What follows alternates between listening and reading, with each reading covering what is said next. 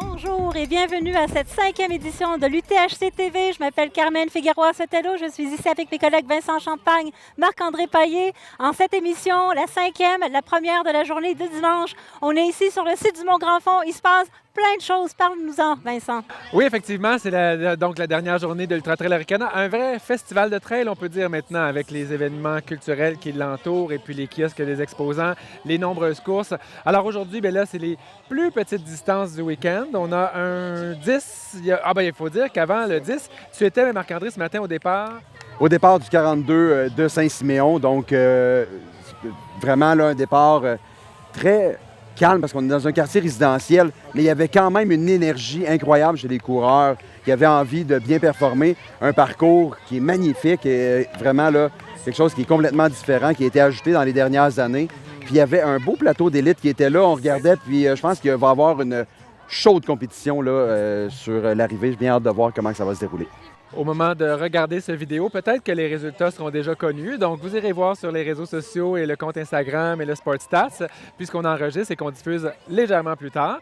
Il y avait également le départ du 10 km, du 20 km, du 10 km, du 5 km. Et en ce moment même, il y a la course des enfants qui a lieu. Peut-être que vous entendez les parents encourager en arrière-plan. Là, c'est toujours tellement incroyable de voir la vitesse à laquelle ils partent. Là. Le 1 km, c'est vraiment c'est 1,5 km, 1 1,5 km et un 500 mètres également. Ah oui. Il y a une participante qu'on voulait mentionner sur le 5 km, Carmen. Oui, alors pour les personnes qui connaissent notre... C'est vraiment une famille ici. On a Angéline Dazé qui est une bénévole de longue date depuis presque les tout débuts de Arikana. Il y a peut-être certaines personnes qui la connaissent aussi comme étant la maman de Caroline Côté, la grande aventurière, qui est également la coprésidente de Arikana cette année. Coprésidente d'honneur. Coprésidente d'honneur, pardon, oui, merci. Et elle court le 5 km aujourd'hui et elle s'identifie tellement à son rôle de bénévole qui est aussi important pour elle qu'il l'est pour nous tous et toutes, qu'elle court avec son dossard de coureuse, mais aussi son dossard de bénévole et son chandail de bénévole. Alors, on l'attend à l'arrivée tout à l'heure. On te salue, Angéline. L'Ultra Trail Arikana, c'est plein d'anecdotes. Il y a beaucoup de choses qui arrivent. Carmen, Marc-André, vous avez été des speakers au fil d'arrivée. Vous en avez vécu beaucoup. La boue a été un phénomène cette fin de semaine. Qui raconte l'anecdote de la chaussure? Je pense que Marc-André est plus à l'aise. La chaussure, ah oui, mais la chaussure, vraiment quelque chose de très drôle. Il y a un coureur qui a calé dans un de ses pieds dans la boue, tellement profond que quand il a ressorti son pied, le soulier, hein? Le 65, je pense, oui, son pied est resté, là, en fait, le soulier est resté dans la boue, coincé là. Il a pris plusieurs minutes à chercher son soulier sans le retrouver. Ça montre à quel point il y avait de la boue par certains endroits. Il l'a jamais trouvé. Il l'a jamais trouvé. Il a continué quand même jusqu'au ravito avec un seul soulier dans les pieds. Complètement incroyable. Sur 4 ou 5 km, ouais, puis c'est pas une petite rendu distance. Là-bas, un coureur du 125 qui avait pris la décision d'abandonner. Il a vu la situation, il lui a prêté ses chaussures pour que ce coureur-là complète sa course. Donc, il est arrivé à l'arrivée avec des paires de chaussures d'un autre coureur. Exemple d'harmonie. Tu as parlé d'un coureur qui avait décidé d'arrêter sa course sur le 125. Vous savez, c'est une course qui est difficile, le 125 km d'Arikana. Et on a quand même un bon nombre de DNF cette année. On parle de 153 DNF sur presque 300 coureurs. Et c'est peut-être un peu plus cette année que d'autres années parce qu'il y avait des conditions qui étaient particulières là, qui ont rendu la course difficile. Et tantôt, on va avoir un membre de notre équipe, Yannick, qui est juste dans le coin de mon rétroviseur, là, qui va nous raconter sa course à lui, qui va nous dire en quoi c'était vraiment difficile. Moi, je vais vous parler d'une anecdote. C'est deux membres de notre équipe, Guillaume Dartigue et Juliane Claros. Il y a un autre, Duarte, qui sont donc des photographes et des vidéastes de notre équipe, mais qui ont aussi des formations en premiers soins et en secours en milieu éloigné, hostile, etc. Ils sont partis avec un 4 roues pour aller faire des photos, des vidéos au sommet de la Montagne Noire ou dans ces environs-là. Et finalement, ils sont tombés sur un coureur qui avait besoin d'assistance parce qu'il était blessé au genou. Et en attendant l'équipe médicale, ils sont allés porter assistance au coureur. Et avec l'équipe médicale était très spécialisée dans le soin, dans le traitement de la blessure, mais peut-être pas forcément dans la technique d'évacuation, ce que Juliane et Guillaume avaient. Alors, ils ont pu vraiment être complémentaires à l'offre médicale puis aider à sortir un coureur blessé de la forêt. Comme quoi, être photographe et vidéaste dans l'équipe des coms de l'UTHC, ça peut aussi mener à toutes sortes d'aventures. À des tâches connexes. On voulait parler de Jean-Philippe Thibodeau. C'est une belle anecdote. Tu as pu être témoin de ça, son arrivée. Qu'est-ce qui s'est passé avec lui au niveau de sa psychologie de course. Cette psychologie de course, en fait, nous, on était là, vous l'avez vu, il y a des épisodes de l'UTHC-TV, on était présents au Haut-de-Gorge, au ravito, là, près des équipes de soutien.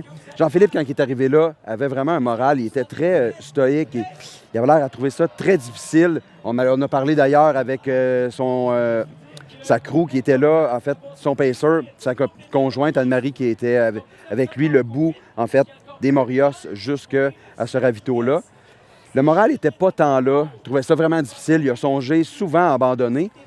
Par exemple, les deux Français qui étaient en tête de course se sont égarés un petit peu dans le parcours. Ce que ça a fait, c'est que Jean-Philippe est passé en tête. Par la suite, les deux Français l'ont rejoint.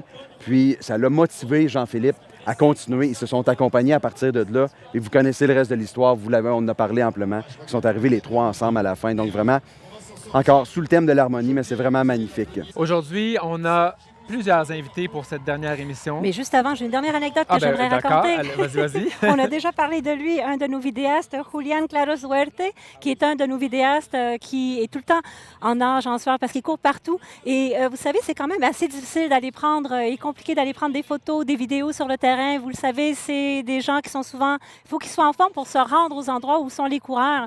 Alors, justement, Julián est une personne qui court avec une GoPro, qui court avec les coureurs, devant les coureurs, derrière les coureurs, pour montrer certaines des magnifiques images que vous avez eu l'occasion de voir. Et pour s'amuser, il a gardé sa montre allumée juste pour voir combien ça lui donnait.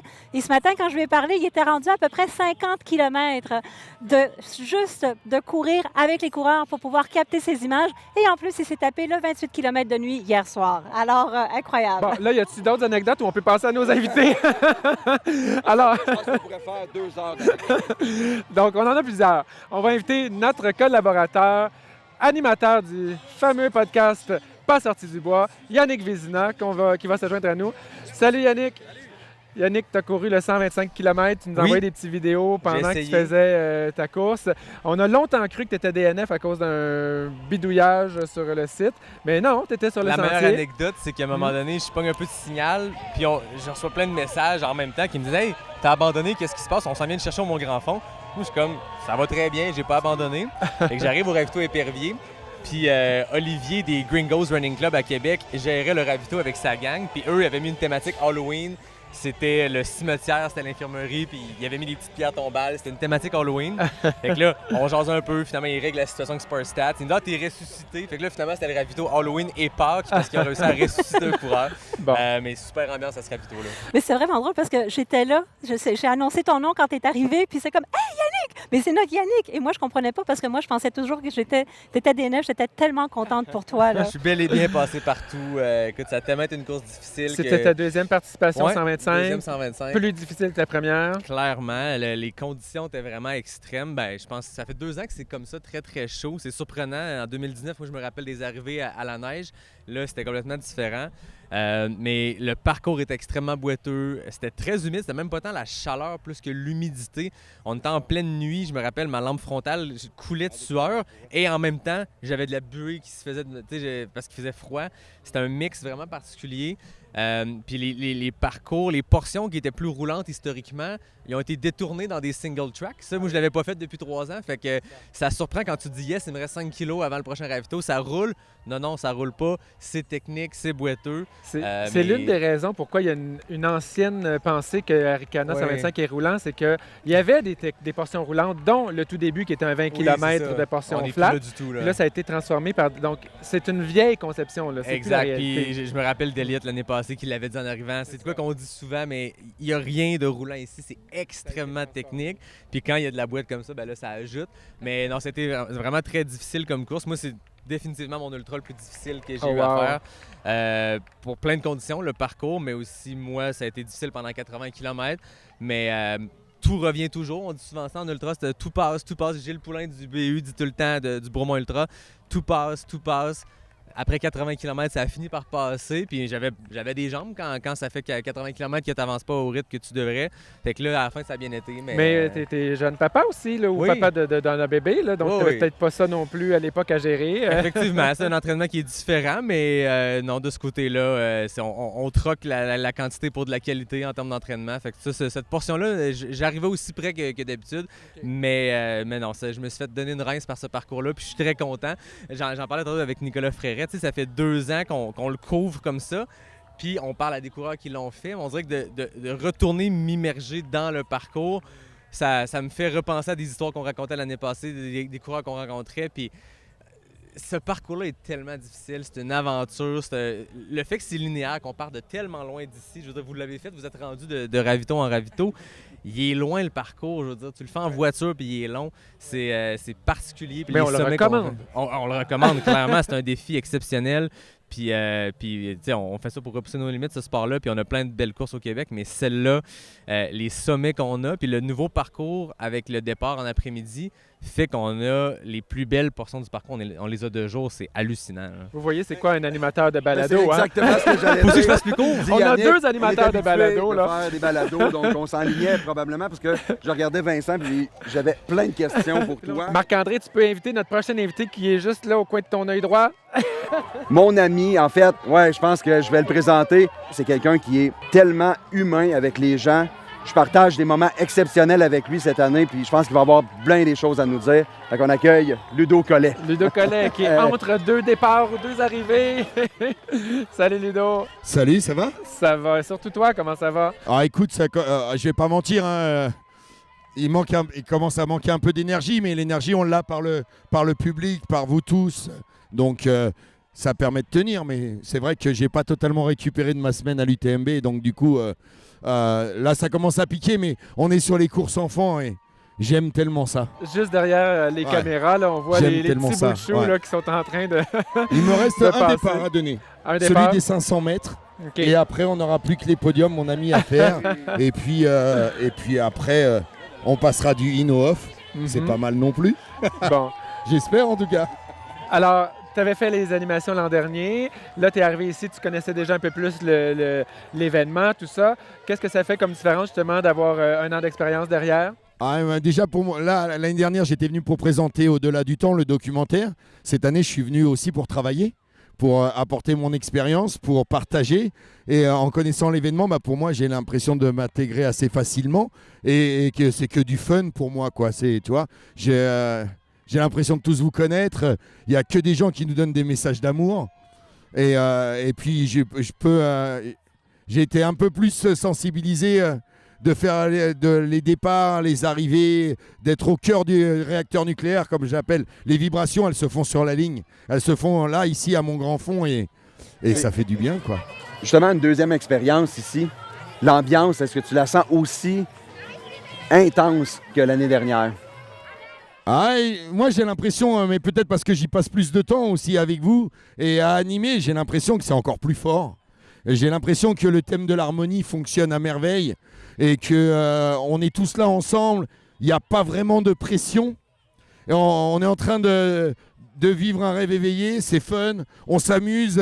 Les gens, même s'ils sont pas dans leur temps ou s'ils améliorent, il n'y a pas vraiment de différence. Les gens sont contents d'être là. Je pense que il faut que vous gardiez tous cet état d'esprit-là. Moi, c'est ce qui me fera revenir à chaque fois. C'est le fait de pouvoir partager et de rester hyper simple en étant hyper carré dans l'organisation de la course. On espère tellement que tu vas continuer à venir. On va demander à l'UTMB de se déplacer là, pour que ce soit plus facile pour toi. C'est vrai que ça pique un petit peu, hein, l'enchaînement. Je vieillis.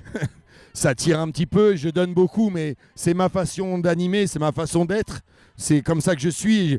Je ne sais pas faire autrement, on ne pourrait pas me demander de venir et on dit Ludo, t'inquiète, on va te préserver, tu es dans un fauteuil et tu prends un micro. Ça, je ne sais pas faire.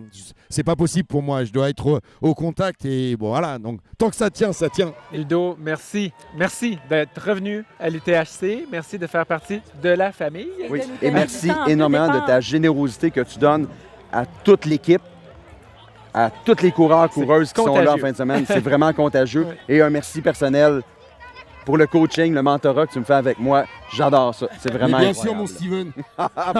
Parce Parce que quand même, je garderai, je pense que vous allez l'inviter, il va passer. Pour le mot de la fin, je pense que la punchline de Johan Mété à la conférence de presse qui m'a fait mourir de rire, elle va rester aussi longtemps gravée dans ma tête parce que quand il a vu Marc-André au loin comme ça, il a dit « Je le voyais plus grand Spielberg ». Parce qu'il y a un petit look, hein? Et ça, je trouve ça génial, tu vois. Tu peux être fier d'avoir une punchline de Johan Mété, c'est trop bon. En tout cas, merci à vous. Ouais. Tu as parlé de Johan Mété. C'est notre prochain invité, Ah ben, justement. C'est ton voilà, pote. c'est parfait. Alors, un grand merci. On te laisse aller faire ta prochaine animation et ta dernière animation. Et encore une fois, un grand merci. Et on passe le micro à ton ami, Johan Mété, qui est juste ici Ouais, et qui va nous finir Il de faut faire un petit signaler récap. qu'il a fini. Viens, Ça, c'est Johan. juste fabuleux. Mais donc, merci, Ludo. Bonjour, Johan. Approche-toi. Alors, Bonjour, Alors, bienvenue. merci. J'étais là, j'étais à l'animation quand tu as terminé ton 80 km et Ludo était là, il t'attendait, il me dit dès que tu le vois, tu me donnes le microphone parce que c'est moi qui veux l'accueillir. Et tout le temps, il passait son temps à dire mais il est où, mais t'es où, mais t'es où? Vous étiez où? En fait, je traînais à finir parce que j'attendais que Ludo aille se coucher. Je déteste quand il fait les arrivées. C'est vraiment, il gueule, on comprend rien. Donc, ouais, je préfère que ce soit quelqu'un d'entre vous. alors, ce 80 km que tu as complété, Oui. peux-tu nous en parler dans tes mots à toi? C'est horrible. J'avais connu ça toute ma vie. J'ai trouvé que ça aurait pu être plus boueux parce que c'était sec parfois. Il y avait des endroits de piste où c'était sec, c'était dur, donc ça cogne les jambes. Et là, j'étais là, j'aimerais bien un petit tapis de boue. Comme sur route, hein, un peu. Ouais, c'était un peu sur route parfois. Donc... Et quand il y avait de la boue, j'ai dit, ah, c'est bien, au moins là, ça amortit. Je surfais. Quand c'était de la boue un peu en descente, je mettais comme ça, puis je glissais comme ça. Donc ça, on économise beaucoup. Et avais-tu des souliers neufs pour l'événement, pour bien les salir, comme on dit au Québec, Non. les crotter comme faut? Non, j'avais pris des souliers qui sont faits à partir de boue séchée.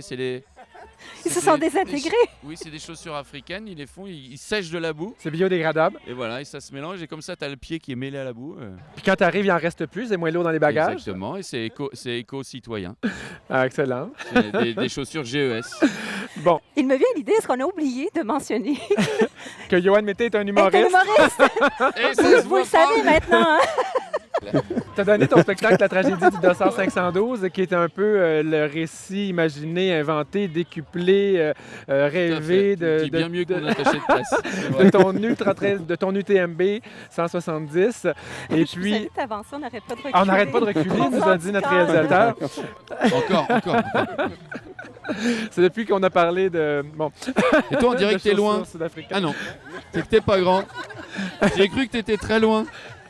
Mais viens. J'avais envie de t'appeler. Marc-André. Ah non, t'es là en fait, ça va. C'était clair que cette entrevue allait déraper et qu'on allait perdre le contrôle. Je suis quand même surpris qu'il m'appelle Marc-André.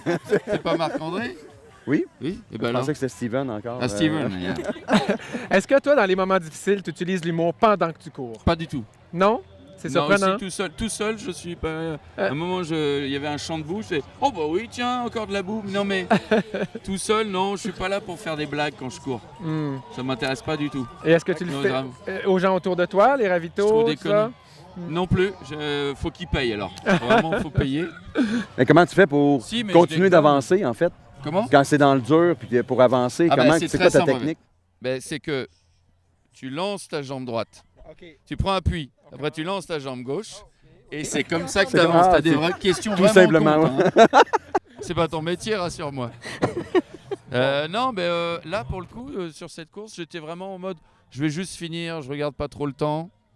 Et puis j'étais là pour dire, je vis l'expérience. Voilà, même quand j'avais mal, je dis, bah, de toute façon, là, ça va être compliqué d'abandonner parce que ça veut dire attendre des navettes. J'avais la flemme d'attendre une navette. Hmm.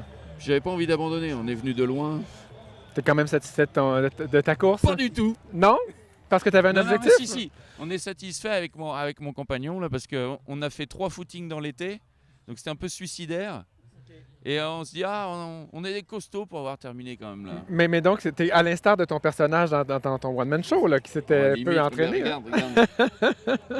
Ouais, vraiment là, je me suis pas du tout entraîné. Bon, Johan, un grand merci. Non, d'être- j'ai pas terminé parce que. Bon, nous, on a d'autres invités, là, je veux juste te dire. Oh, sont-ils vraiment Ben, un intéressants? grand merci de nous avoir fait rire comme ça. Qu'est-ce qu'il y J'entends a? pas ce qu'il dit, là. Les portes jartelles, Les pancartes? les pancartes. Il y a des pancartes qui t'ont fait rire, non? C'est quoi les pancartes? Parce que chez vous, les pancartes, ça peut être tout et n'importe quoi. Ah, les panneaux? Ah oui, non, mais ça c'est interdit. Alors ça, c'est le truc qui est interdit. Ah, ok, raconte. J'ai vu ça que sur ce trail. Donc, alors au début, on est là, on regarde, et puis, les kilomètres sont indiqués. Je suis un peu comme sur un marathon, comme sur un 10 km. Même si sur un 80 km, tu t'en fiches un peu. Sauf qu'ils sont indiqués en compte à rebours. Ah oui, oui, pour te dire qu'est-ce qu'il reste à faire. Donc, quand tu es à 30 km, tu vois écrit 48. Hein? Et on te dit pas, bon, tu as déjà fait 30 bornes, c'est un tiers, tu vois. Non, on te dit, il reste 48 km. Et chaque kilomètre, on te le rentre dans le crâne. Et en plus, là, j'ai eu l'impression vraiment d'avoir la notion de ce que c'est un kilomètre, quoi. Parce que tu es là, ah ouais, 5 kilomètres. Là, là, on est déjà au 17. Ah non, non, Est-ce non. qu'il y avait des non. kilomètres plus longs que d'autres? Ah ouais, ils étaient tous de plus en plus longs. Ah ouais, c'est ça qui arrive. Hein? Entre le 2 et le 1, à la fin, c'était Qu'on le compte plus à long. l'envers ou à l'endroit, c'est tout le Oui, temps ça. en tout Ça cas, devient c'est plus long à la une belle fin. pancarte, tu les vois bien, quoi. Hein, bon, tu peux pas les louper. Et paf, paf. Je vais tenter une deuxième fois de t'arrêter maintenant. Ah bah, volontiers parce que j'ai envie de rentrer chez moi. Un grand merci d'être venu nous faire rire. Bah, merci Johan, pour un grand merci l'invitation, d'être venu c'était nous super. visiter au Québec. Puis Merci on beaucoup, espère vous que êtes tu vas tous avoir très d'autres gentils. occasions. Puis on va t'attendre sur le 125 une prochaine fois. Après le 80, tu sais, c'est la prochaine oui, étape. oui. Hein? Oui, un 80 sans entraînement. Non, mais là, je viens pour faire un podium. Oui. J'ai vu les temps qu'ils ont fait, c'est accessible. Bon. Alors, on va pas. Un grand merci, Johan. C'est On va un passer, engagement. on va Merci. passer du rire à l'émotion parce qu'on va Ah. avoir quelque chose d'émotif à vous présenter maintenant. Et un grand merci. On te laisse partir avant que ça continue de déraper comme ça. Je te laisse présenter notre invité. J'invite maintenant Geneviève Boivin à venir ici à l'avant. Geneviève Boivin, qui est une des 3 fondatrices de l'UTHC et également présidente et qui est ici. Allô Geneviève, Allô, bienvenue. allô. Merci, hein. On sait que tout le monde est tellement occupé. Merci de prendre le temps de venir Ça nous fait voir. plaisir d'être là. Ben, tant mieux. Ben, écoute, c'est grâce à toi que l'UTHC existe. Je sais pas. En partie. Je ne sais pas si tu veux expliquer pour les gens qui sont peut-être pas au courant un peu le déclenchement, le départ un peu de ce qui nous a amené à cette extraordinaire organisation aujourd'hui. Ben oui, effectivement. Donc, il y a 12 ans, en fait, on est à la 12e édition cette année. Donc, c'est un événement maintenant, on va se dire, très heureux. Je veux dire, je pense que tout le monde est toujours très content de venir participer à l'Ultra Trail Arikana. Mais à la base, c'est né d'un événement qui était un peu moins heureux, mais qu'on a voulu quand même souligner sous forme d'un rassemblement annuel qui est devenu l'UTHC. Donc, mon frère a été atteint de la sclérose en plaques et puis il nous a quittés il y a un an d'ailleurs, une semaine ou presque avant l'événement. Oui, exact. Et puis, à partir de ce moment-là, on a décidé de faire une collecte de fonds, d'encourager autant les participants à la course que les bénévoles ou toute personne qui voulait s'impliquer autour de l'événement à ramasser des fonds pour cette cause-là. Donc, de fil en aiguille, c'est devenu ce que c'est maintenant. Et à chaque année, on a des cibles de plus en plus ambitieuses parce que c'est vraiment une cause qui nous tient à cœur. Au-delà de l'événement, au-delà du rassemblement, au-delà de la famille qu'on tisse plus en plus serrée à chaque année, c'est également la cause. Et je pense que tu as une bonne nouvelle à nous annoncer par rapport à ça. Veux-tu nous parler de l'objectif cette année? Quel était l'objectif déjà cette année? L'objectif était de 150 000. Qui était déjà un objectif... mais qu'on avait déjà battu l'an dernier. Qu'on avait déjà battu, mais quand même, on aime ça rester, demeurer réaliste. Là, donc, l'année dernière, on avait ramassé 156 000. 156. Donc, cette année, pour 150, eh bien, est-ce que tu es là? T'es-tu là pour nous annoncer le montant? Oui, je suis là. Je suis là pour vous annoncer le montant qui est, ma foi... Impressionnant. Je suis bouche bée par ce montant qui est 180 012 $. 180 000 On est 30 000 au-dessus de l'objectif. Ouais. C'est incroyable. En même temps qu'on a la musique d'Evangelis et le départ. Le sonore qui vient avec. Donc, je voulais vraiment remercier Bravo. tout le monde qui a donné ou participé à la course là, pour ce montant-là qui est... Et en parlant de donner, c'est pas fermé, c'est le montant qu'on a en ce moment, mais c'est encore possible de faire des dons. On peut continuer sur la page web d'Arikana. Oui, ultratrailarikana.com. Il y a un onglet là, de l'ASP pour pouvoir continuer à donner des dons si ça vous ça vous parle. Donc, voilà. Ben, félicitations en tout cas d'avoir réussi à susciter l'engouement pour la engouement-là. cause. Un grand merci Geneviève encore une fois Merci, d'avoir créé cet Geneviève. événement, créé cette cause. Merci beaucoup. Parce que nous, on va accueillir notre dernière invitée. Merci Geneviève. À tout seigneur, tout honneur, on va conclure notre dernier épisode de l'UTHC avec Marlène Côté, la directrice générale des événements Arikana. Bonjour Marlène. T'as l'air en forme? Ben oui, très en forme, oui. Marlène, Très bonne fin de semaine. quel est ton bilan du week-end en parlant bien dans le micro? Ben, écoutez, c'est un bilan extraordinaire. Là. Moi, je suis vraiment, vraiment très, très, très satisfaite de notre fin de semaine. Ça a tellement bien été. On a eu une vraiment belle température. On était prêts. On a eu des participants heureux. Tout s'est déroulé comme prévu. Moi, je suis vraiment très contente. Dis-moi Marlène, est-ce qu'il y a quelque chose qui t'a marqué en particulier ce week-end, que ce soit un fait de course ou alors une rencontre ou un événement? Bien, c'est sûr qu'il y a eu plusieurs moments forts. Vous en avez entendu parler certainement, là, l'arrivée du 125 km. Ça a été quelque chose là, cette année. Le parcours de 125 km lui-même était très corsé. Il y avait beaucoup d'athlètes de haut niveau. On s'attendait à une chaude compétition. Sur la première moitié, ça a lutté très fort. C'était vraiment passionnant à suivre. C'est la première année où il y avait autant d'athlètes élites là, sur le parcours, puis c'était le fun à suivre, c'était vraiment excitant. Et puis finalement, il y en a plusieurs qui sont tombés pour différentes raisons. Plus de la moitié des coureurs ont abandonné. Et finalement, là, l'arrivée de nos 3 athlètes, Jean-Philippe, Cédric, Antoine, c'était un moment exceptionnel qui représente tellement bien l'esprit trail puis l'esprit qu'on veut offrir à l'Ultra Trail Arikana. Et le thème de l'année en plus. Exactement. Comment tu en Tout à étais fait. venu à amener ce thème-là là, pour couvrir cette édition? Bien, on avait l'intention... Le thème de l'harmonie. Oui, c'est ça. Bien, à chaque année, on choisit un thème pour approfondir une réflexion au sein de notre organisation. Donc, ça nous permet de développer notre course de différentes façons, de réfléchir à nos valeurs, puis à comment on veut inspirer les gens autour de nous. On voulait donc voir comment on pourrait être de plus en plus inclusif comme course, comme organisation, comme événement sportif. Et puis, donc, l'harmonie représente, dans le fond, cette idée-là d'inclusivité, de respect, d'ouverture à l'autre. Puis, je pense qu'on a bien réussi. Puis, d'ailleurs, l'arrivée de nos coureurs de 125 représentait très bien le thème de l'harmonie, de l'inclusivité, du respect, du partage. Donc, on est vraiment très contents. C'est à combien d'édition comme directrice générale? Mon Dieu, je pense que j'ai perdu le fil. Là. On Depuis est à 2017. 6 ou 7? Oui, 2017, donc 7e édition. 7e édition. Donc, tu as amené ta vision de directrice générale, tu avais des objectifs, tu voulais amener l'Ultra Trail Arikana quelque part. As-tu l'impression d'avoir atteint tes objectifs et ta vision? Parce que tu as fortement imprégné, évidemment, avec tout le reste de ton équipe. Là, il y a un conseil d'administration, puis il y a une équipe avec toi, mais c'est toi qui es la directrice générale. Est-ce qu'on est là où tu voulais être? Est-ce qu'il y a encore des projets, des choses que tu veux atteindre? Mon Dieu, mais c'est une bonne question. En fait, je suis la directrice des événements Arikana à la base, qui est un organisme à but non lucratif, qui avant organisait seulement l'Ultra Trail Arikana. C'était le seul événement de l'organisation. Aujourd'hui, on continue à se développer en dehors de l'Ultra Trail Arikana avec des nouveaux événements. Puis c'est là où est-ce qu'on continue à essayer de voir du potentiel, de voir jusqu'où on peut aller pour développer le trail au Québec de différentes façons, la communauté. Donc, on a des événements qui sont très différents de l'Ultra Trail Arikana puis qu'on veut continuer à amener à un autre niveau. Okay. Mais pour l'Ultra Trail Arikana, je me questionne qu'est-ce qu'on va faire l'année prochaine pour amener la barre encore plus haut. Mais ça, c'est déjà très haut, hein? Fait que, puis ça roule très bien. Merci, on est vraiment contents. On a une super belle équipe. C'est sûr que ça fait vraiment une belle différence. Puis on veut garder ce contact-là. En fait, on veut continuer à se développer, mais toujours en gardant le côté très humain, très chaleureux, pas perdre le contact avec nos coureurs.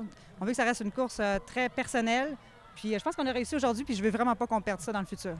Il y a l'implication des bénévoles également qui est hyper importante. On l'a vu, le déploiement partout. Il y a des coureurs et coureuses qui ont couru une des 2 journées. L'autre journée, ils l'ont donné en bénévolat. Est-ce que c'est difficile à chaque année de recruter ces bénévoles-là?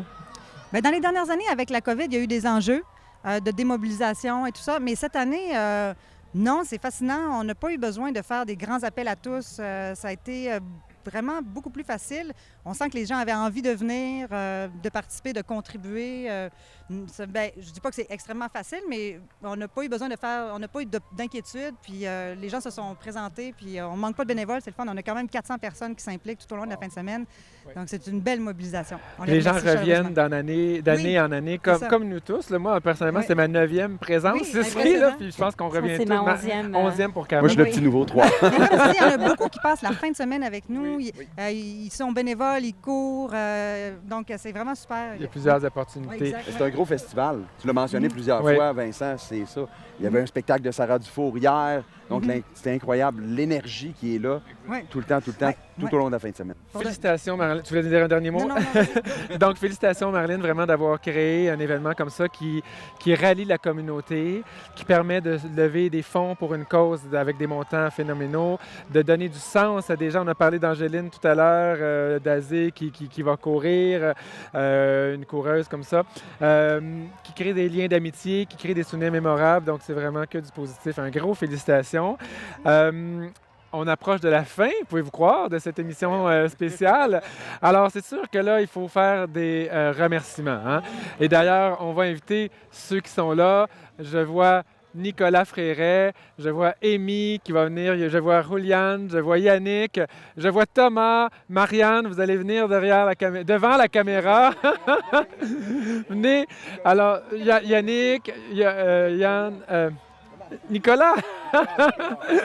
Alors, et on a aussi... Donc, lorsque vous avez... C'est une petite partie seulement de notre équipe de photographes, de vidéastes. Parce qu'il y en a encore une partie qui sont sur le terrain parce que Exactement. ça continue, les épreuves continuent. Là. Et on a aussi notre équipe technique de production arborescence avec Nicolas Roddy, Laurie, Ben et il y avait Eliane aussi. Alors, on remercie également nos techniciens. N'oubliez pas que c'est pas terminé la levée de fonds pour la cause de la sclérose en plaques. Vous allez sur le site web de l'Ultra Trail Arikana. On peut suivre toute la fin de semaine. À quel endroit, Carmen? Sur Instagram, on a énormément de stories. C'est incroyable. On est en fait un peu submergé sous les nombreux contenus de qualité qu'on a reçus. Donc, on va continuer à mettre des vidéos, des photos. Des fois, ça prend plus de temps à les recevoir parce que, comme vous le savez, il y a un défi technique de connectivité. Alors, sur notre compte Instagram, également les autres épisodes de l'UTHC TV sur notre page YouTube et on a également des mises à jour sur Facebook. C'est Amy qui s'occupe beaucoup d'alimenter ces réseaux-là. Alors, merci Amy pour tout le travail que tu fais. Elle ne dort pas beaucoup, elle non plus. Est-ce qu'il m'en a manqué un? Est-ce que tu voudrais rajouter quelque chose? Tout est là. Tout est là. C'est À beau. surveiller également sur Instagram et Facebook, il va y avoir vidéo recap de la fin de semaine Exactement. à visionner avec des images sans mots. Je dirais même incroyable. Incroyable. Moi, j'ai envie de faire un gros câlin. On fait un gros câlin d'équipe, voilà. Un grand merci. Un grand merci à tout le monde. On vous invite à revoir nos émissions et merci d'être là. À l'année prochaine.